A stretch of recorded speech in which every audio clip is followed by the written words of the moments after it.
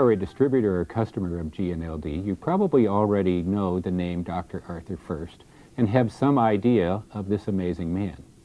If you're just learning about our company, however, the name Arthur FURST is one you are definitely going to want to remember. As the senior member of the Scientific Advisory Board, Dr. FURST is often referred to as the spirit of what has become the strongest scientific body in our industry, the GNLD SAB. Grounded in the philosophy of science working with nature, the SAB is a team of world-leading scientists that are dedicated to and reflect the principles and practices of this incredible man. Always ahead of his time, Dr. FURST is one reason why GNLD has become a world leader in product science and technology. Through his in-depth understanding of the science of nature and the nature of science, he has played a huge role in attaining and maintaining GNLD's position at the leading edge. So sit back now and enjoy a closer look at one of the great minds of this century, and see how he has touched not only the lives of all of us that are part of GNLD, but the lives of people everywhere. Arthur FURST is the author of more than 250 scientific publications, a member of 15 scientific societies, and the recipient of many honors, including being named Diplomate of the Academy of Toxicological Sciences, a distinction bestowed upon less than 100 people worldwide. He has served as a visiting scholar to many universities and as a consultant to several prestigious institutions, including the World Health Organization and the Environmental Protection Agency. Listed in more than 10 different Who's Who publications, he is widely recognized as the father of toxicology. Ironically, one of Dr. FURST's most important achievements is largely unknown. Well, many years ago, I got the idea that cancer could be treated orally rather than by just simply injecting people intravenously for some time. And I tried this on my animals first of all. I did inject the material, and then I took some chemical and fed it to my animals, and I got the same results whether I inject them or I fed them. And this changed the whole history of cancer chemotherapy. It then became an oral method of treating patients, which is done today. Oral chemotherapy is one of the things that he had thought of long time before anybody even had any idea that would work. And so he was way before his time. But of course now everybody knows he's right. In modern days, most people who discover something try to patent it at once. But many years ago I made a philosophical decision that anything I do in cancer must be in public domain. So I've never published it, I've never patented anything, even though I've published. And this goes through other chemicals besides the oral chemotherapy. I don't think most people realize that Dr. FURST was one of the principals involved in that discovery. It's truly an amazing discovery and has led to saving millions and millions of people's lives over the years. Through that has, again, reached out and touched virtually everybody on the planet. With continued research, Dr. FURST became aware that cancer cells became resistant to treatment. Soon, he and some of his contemporaries began citing the need to treat cancer with a combination of drugs rather than just one drug at a time. Today, these two discoveries are considered standard procedure for nearly all doctors who treat cancer. Once Dr. FURST made headway in the area of treating cancer, he moved on to try to find its cause. One of Dr. FURST's most profound theories surfaced 25 years ago. Much to his dismay, his idea that there is a direct correlation between diet and risk for cancer was laughed at by the scientific community. Today, of course, it is heralded as the gospel. Back in the 1970s, scientists who came out strongly in favor of nutritional supplementation as a means of protecting one's health were far and away not the mainstream. In fact, there were many people who viewed scientists who supported that belief as somehow being on the fringe, or maybe not, certainly not in the mainstream.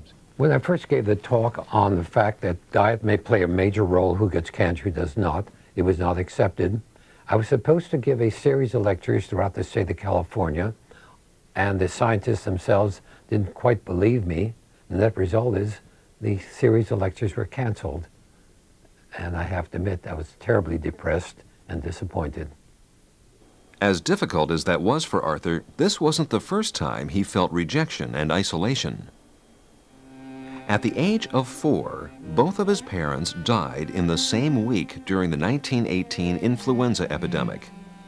Arthur, his older sister, and younger brother were all placed in an orphanage for a time. As first-generation Russian immigrants, the family was poor, and the matriarch, Arthur's grandmother, decided all 3 children could not be taken in. She felt an orphanage was no place for a baby and would be too difficult for a girl. So, as the oldest male, Arthur was left alone, not to be reunited again with his siblings until reaching adulthood. Through the years, Arthur was moved from orphanages in Chicago to Los Angeles. Although the memory of his early childhood is completely blocked for Arthur, he knows he was taken in by an aunt and uncle sometime before entering the 5th grade. First of all, let me say, I'm first generation here. Family did not speak English at home, and the net result is it turned out that I had a unusual IQ when I was in elementary and junior high school. I did very well at school, but the net result is I was discouraged from going to college because my IQ did not fit in what the general pattern would be. And as far as a student went, high school, I did very, very well. The net result is I was in conflict whether to go to college or not. And one of my history teachers encouraged me to go ahead and go to college. And without any encouragement from his aunt and uncle, that's exactly what he did. I was in high school right after the Depression started, and the net result is most people did not go on to college, and my aunt and uncle were very much against my going to college. They thought I should graduate high school and get a job right now, and therefore no way would they support me if I wanted to go through college, and therefore had to do it all myself if I wanted to go. He would do his courses, he would be in the lab until about 5 o'clock, and then he would have to go off and do his job to earn the money to support him while he was here. So he would be working until midnight or 2 in the morning, 5 days a week. And then after that, he would be doing his homework often by streetlight. That was the illumination he had to do his work with streetlight. Forced to work his way through school, Arthur took on odd jobs such as parking cars. To save money, he moved out of his dorm room for a couple of summers and lived on the beach. This didn't seem like anything unusual to Arthur, just a small price to pay to achieve his goals. Arthur went on to get his bachelor's and master's degrees in chemistry, as well as a teaching credential from UCLA. But there was a time when his career could have taken a decidedly different direction. When I entered UCLA, I had a problem deciding what my major should be. I always liked rhythm, I always liked dance, and so I became a member of the modern dance group and thought perhaps I would become a professional dancer. But as time went on, became apparent I would never be the premier dancer, although I love dancing, and therefore decided to take a major which would be different, and I chose chemistry. Arthur also soon discovered modern dance was not considered a very macho pastime in the 1930s, and turned to collegiate wrestling as a physical outlet. About the same time, he got involved in a form of gymnastics called swinging clubs. This dying art required continuously swinging large 1.5-pound clubs around the body without ever touching each other or leaving the hand. Arthur became quite skilled at the sport and ranked 4th in the nation. He even qualified for the 1932 Olympic team. Arthur continued with his studies and decided to become a teacher in deference to those who had inspired him. He landed a position teaching chemistry at San Francisco City College. In 1940, his life made another exciting turn when Arthur married fellow UCLA alumnus Florence Wolovich. They started a family right away, which quickly included Carolyn, Adrian, David, and Timothy. During World War II, to make ends meet, Arthur split his time teaching at 3 universities simultaneously. In his spare time, he earned his PhD in chemistry at Stanford University. he's an excellent teacher in the sense that is very positive, and he can turn a mediocre student and motivate the students and actually get them to really work in the lab and actually accomplish something. Always the consummate student, Arthur would later earn an honorary doctorate of science in toxicology from the University of San Francisco in 1983. When I was about -8 or -9 years old, Art started off in the chemistry department as a professor.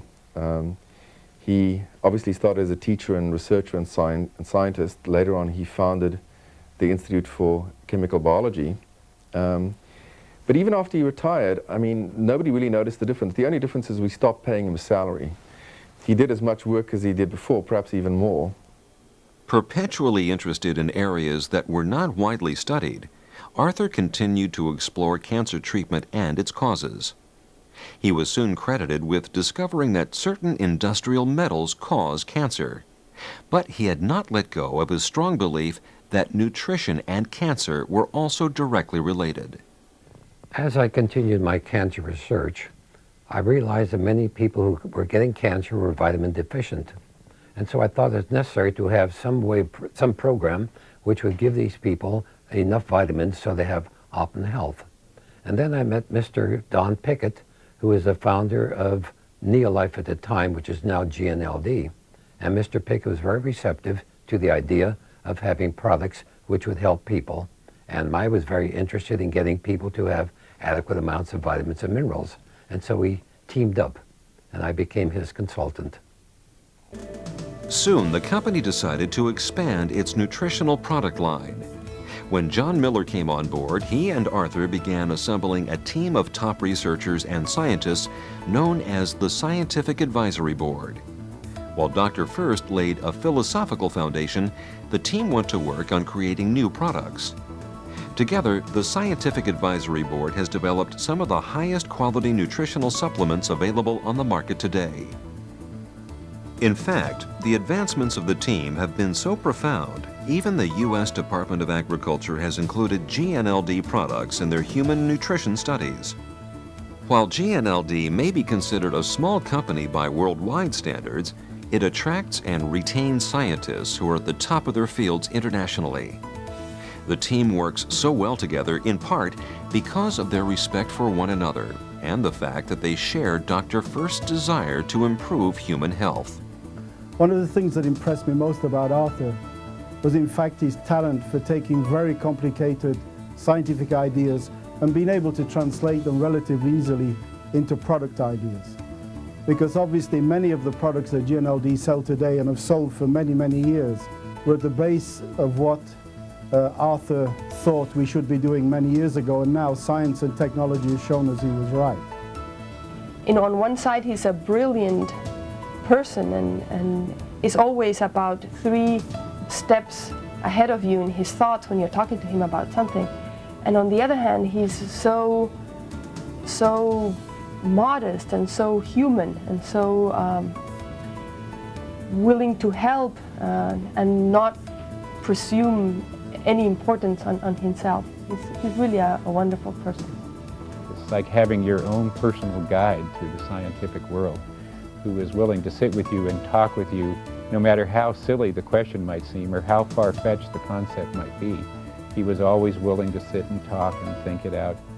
When Art is at an event, the distributors respond by, you know, like a standing ovation, and to show their respect and appreciation for what he has done for them as distributors.